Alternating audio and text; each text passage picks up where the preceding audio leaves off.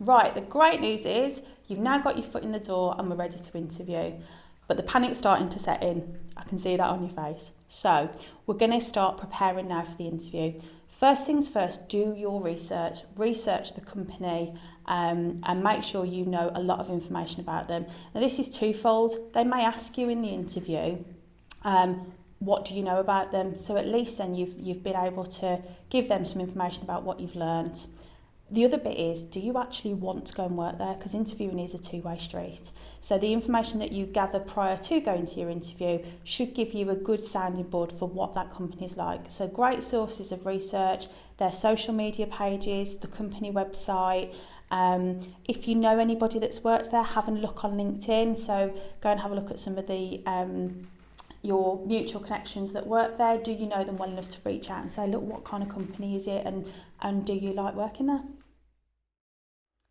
Practicing your answers before you get to the interview is really, really important. It will stop you from fluffing. So types of questions that they're going to ask you are going to be really open. So tell me about yourself. What is it that you're looking for? What do you know about the business? There's loads of questions on the website and in the tip sheet that you can download in this. Have a practice. You may sit there with a friend, do it in the mirror. Just get yourself comfortable with answering questions, especially if you haven't interviewed for a long time. So preparing for your interview, whether it be face-to-face or online, is really important. If it's face-to-face, I would definitely have a look at your route before you go.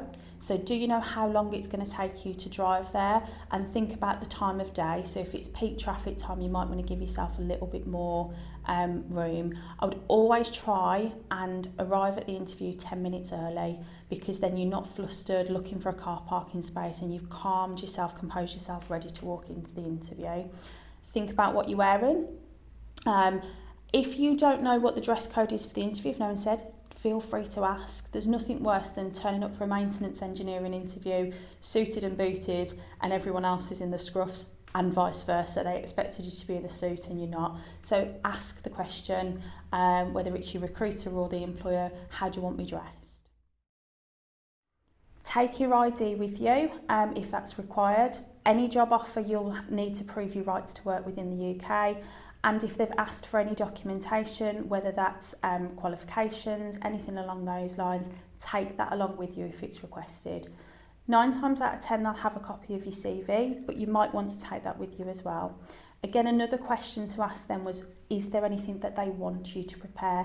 Most employers will obviously let you know what they want you to prepare prior to. But yeah, obviously have a look at that side of things as well. If the interview is going to take place online, again, a good couple of things to think about. Is your laptop charged or plugged in? There's nothing worse than halfway through your interview going, oh, excuse me, can I just go and grab the charger? It shows obviously you're prepared. Test any software, so whether it's Microsoft Teams, whether it's Zoom, whatever platform you're using, test the software, make sure your camera's working, make sure your microphone's working. Again, nothing worse than that awkward bit at the beginning of you can't get something working and you're flustered. Think about what you're wearing and your background. So it's inevitable, sometimes there will be children around while you're interviewing from home. Obviously try and keep them out of the frame so you can concentrate where you can. Ideally, I would say try and be completely on your own in a room. Think about your background and what you're wearing. They can generally only see, you know, your shoulders up. But if you do need to stand up because the door goes or anything like that, and you're wearing, you know, your boxers, that might not come down too well. Again, another top tip, most platforms will have some kind of blur that you can put a blurred background on. So anything in the background, you don't need to tidy it anyway. But if you can't do that, just make sure last night's washing or washing up isn't there in the background for everyone to see. Asking questions at the end of your interview is really important. Again, it's twofold. You're showing them that you're interested and you're engaged with the role, but you're also getting an insight to them and whether you actually want to go and work there as well. So the typical questions that I would ask, things like, how long have you been here? Do you enjoy your job? What is it about the company that keeps you here? What's the culture like? Can you see me fitting within the team? If for whatever reason, as you're going through the interview, you've written your questions down and they have answered all of them, just make a point with that interviewer of saying, you've actually answered all of the questions today that I wanted to ask. So good luck with your interview, and I hope it goes well.